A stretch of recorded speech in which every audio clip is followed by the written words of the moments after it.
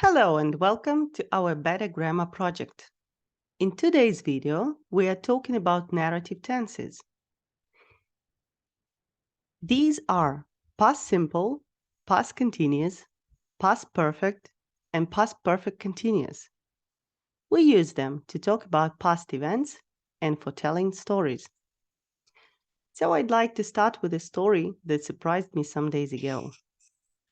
I was walking down the street the other day when I spotted someone I hadn't seen in 10 years. I walked to the person and saw it was the girl I went to school with. In this story, the verbs spotted, walked, and saw are in the past simple. They tell the main events in the story. I say I spotted her, then I walked to her, and then I saw it was really that person. Well, I also say went in the past simple.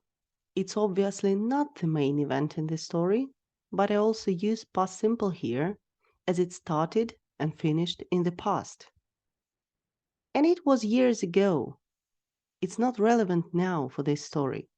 For me, going to school with that girl is a fact, a memory from the past. So we use past simple for events and actions that started and finished in the past. Now, if I want to describe the background to this story, let's say to set the scene of the story, I use the past continuous, was walking.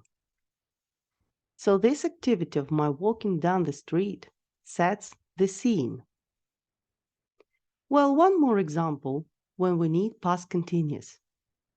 We combine the past continuous with the past simple to show that one shorter action happened while another one, usually longer, was still happening.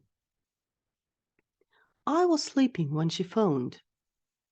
In this case, her call kind of interrupted my sleep. Let's look at the other narrative tenses. Back to my story, I say, I spotted someone I hadn't seen in 10 years. Hadn't seen is the past perfect. I use it to link the time of our meeting some days ago in the past and our meeting many years ago in the past. Obviously, 10 years ago is further back in the past, so it happened before our story began. So we use past perfect to talk about actions or events that happened before other actions or events in the story or before the story began. We also use past perfect with thinking verbs, such as think, remember, forget, realize, find out, and so on. I say, when I looked at my phone, I realized I hadn't called her.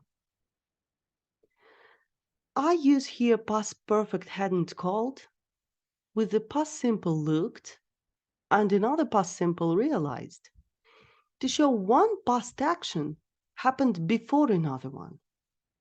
So first, I forgot to call her. Then I looked at my phone and realized it.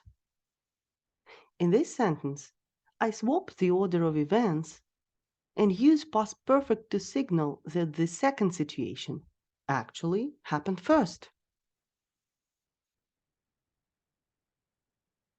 The past perfect continuous functions pretty much the same way, but this time it is used for activities that continued to the event in the past. She had been living there for a week before we met. So I say she had been living for the past activity that continued for a length of time before another event occurred in the past. That is, we met. So we use a range of narrative tenses to build up a story about past events. We use the past simple to recount the main events in the story and those that started and finished in the past. The past continuous sets the scene of the story, and describes actions in progress in the past, interrupted by other shorter actions. Past perfect designates actions or events happening before other actions or events in the past. And present perfect continuous describes activities continuing up to the event in the past. Thank you for your attention. In the comments below, please tell me about a surprising event in your life. If you've got any questions, feel free to ask me in the comments.